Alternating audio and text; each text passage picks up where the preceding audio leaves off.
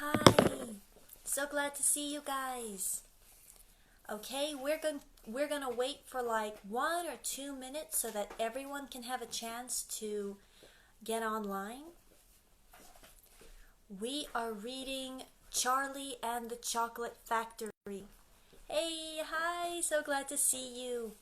So today we're starting chapter 7. For those who didn't listen to the last 2 chapters, the story goes that Willy Wonka announced that he's going to be giving out 5 golden tickets, and they're going to be hidden in the wrappers of some of his chocolates, and the 5 lucky kids who find those 5 golden tickets are going to get a chance to see Willy Wonka's chocolate factory. And it's a really big deal because no one knows what goes on inside the factory. And 2 children have already found golden tickets, and it's Charlie's birthday, and Charlie's he's hoping against hope that he'll get a chocolate with a golden ticket, because he only gets 1 chocolate a year on his birthday. So let's start chapter 7, Charlie's birthday. "Happy birthday!" cried the 4 old grandparents as Charlie came into their room early the next morning. Charlie smiled nervously and sat down on the edge of the bed. He was holding his present, his only present, very carefully in his 2 hands. "Wonka's Whipple Scrumptious Fudge Mallow Delight," it said on the wrapper. The 4 old people, 2 at either end of the bed, propped themselves up on their pillows and stared with anxious eyes at the bar of chocolate in Charlie's hands. Mr. and Mrs. Bucket came in and stood at the front of the bed, watching Charlie. The room became silent. Everybody was waiting now for Charlie to start opening his present. Charlie looked down at the bar of chocolate. He ran his fingers slowly back and forth along the length of it, stroking it lovingly, and the shiny paper wrapper made little sharp, crackly noises in the quiet room. Then Mrs. Bucket said gently, "You mustn't be too disappointed, my darling, if you don't find what you're looking for underneath that wrapper. You really can't expect to be as lucky as that." "She's quite right," Mr. Bucket said. Charlie didn't say anything. "After all," Grandma Josephine said, "in the whole wide world, there are only 3 tickets left to be found. The thing to remember," Grandma Georgina said, "is that whatever happens, you'll still have the bar of chocolate." "Wonka's Whipple Scrumptious Fudge Mallow Delight!" cried Grandpa George. "It's the best of them all. You'll just love it." "Yes," Charlie whispered. "I know." "Just take these golden tickets and enjoy the chocolate," Grandpa Joe said. "Why don't you do that?" They all knew it was ridiculous to expect this one poor little bar of chocolate to have a magic ticket inside it, and they were trying as gently and as kindly as they could to prepare Charlie for the disappointment. But there was one other thing that the grown-ups also knew, and it was this: that however small the chance might be of striking lucky, the chance was still there.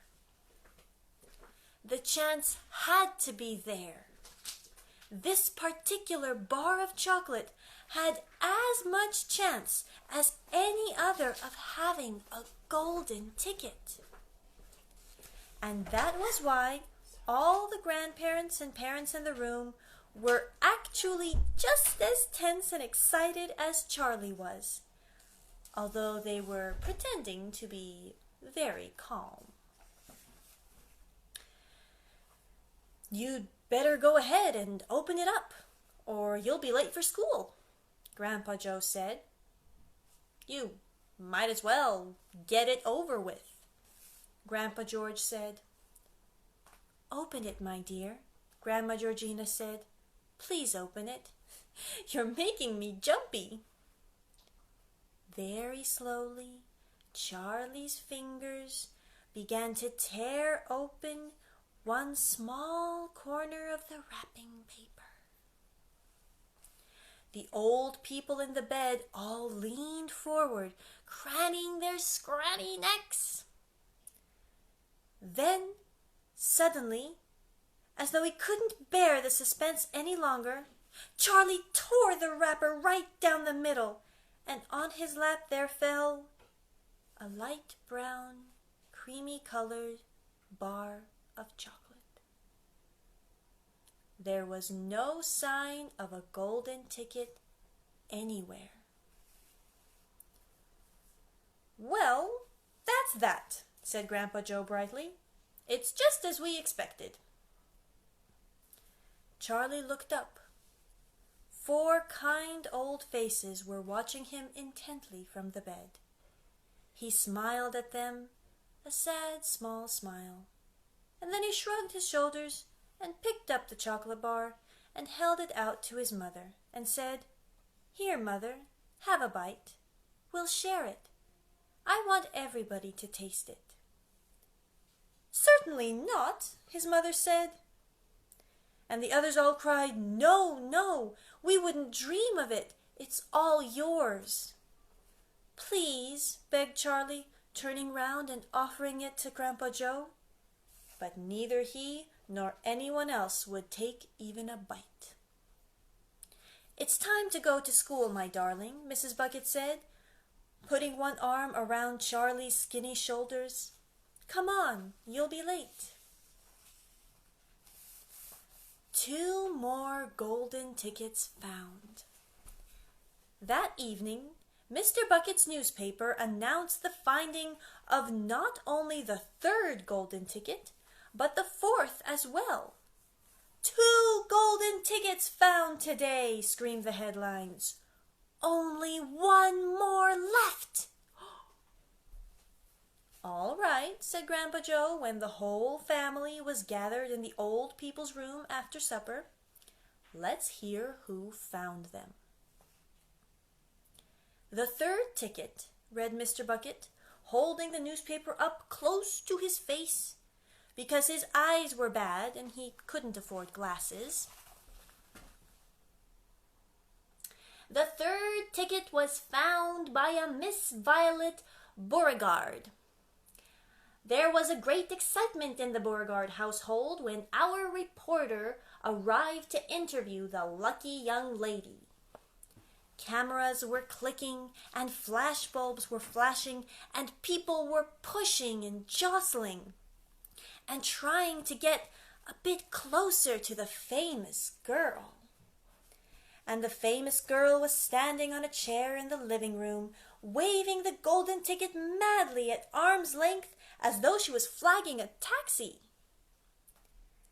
She was talking very fast and very loudly to everyone, but it was not easy to hear all that she said because she was chewing so ferociously upon a piece of gum at the same time. "I'm a gum chewer normally," she shouted, "but when I heard about these ticket things of Mr. Wonka's, I gave up gum and started on chocolate bars in the hope of striking lucky. Now, of course, I'm back on gum. I just adore gum. I can't do without it. I munch it all day long except for a few minutes at meal times when I take it out and stick it behind my ear for safekeeping. To tell you the truth, I simply wouldn't feel comfortable if I didn't have that little wedge of gum to chew on every moment of the day. I really wouldn't. Hi, Nika. So glad to see you. My mother says it's not ladylike, and it looks ugly to see a girl's jaws going up and down like mine do all the time. Tomp, tomp, tomp. But I don't agree. And who's she to criticize me anyway? Because if you ask me, I'd say that her jaws are going up and down almost as much as mine are just from yelling at me every minute of the day. Now, Violet, Mrs. Beauregard said from a far corner of the room where she was standing on the piano to avoid being trampled by the mob. All right, Mother, keep your hair on, Miss Beauregard shouted. And now, she went on, turning to the reporters again, it may interest you to know that this piece of gum I'm chewing right at this moment is one I've been working on for over 3 months solid. That's a record, that is. It's beaten the record held by my best friend, Miss Cornelia Princemetal, and was she furious. It's my most treasured possession now, this piece of gum is. At night I just stick it on the end of the bedpost, and it's as good as ever in the mornings. A bit hard at first, maybe. But it soon softens up again after I've given it a few good chews. Before I start chewing for the world record, I used to change my piece of gum once a day. I used to do it in our lift on the way home from school. Why the lift? Because I liked sticking the gooey piece that I just finished onto one of the control buttons. Then the next person who came along and pressed the button got my old gum on the end of his finger. Ha ha! And what a racket they kicked up, some of them.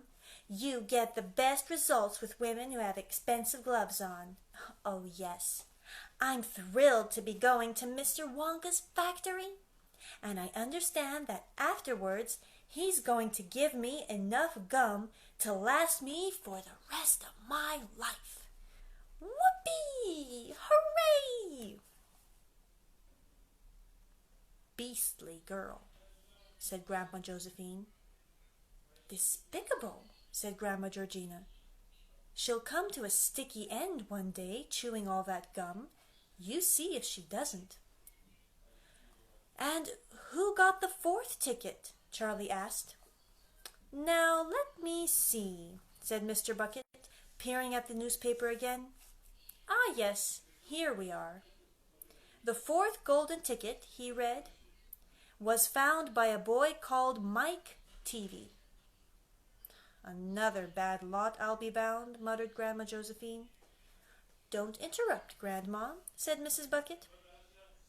The TV household, said Mr. Bucket, going on with his reading, was crammed like all the others with exciting visitors when our reporter arrived, but young Mike TV, the lucky winner, seemed extremely annoyed by the whole business.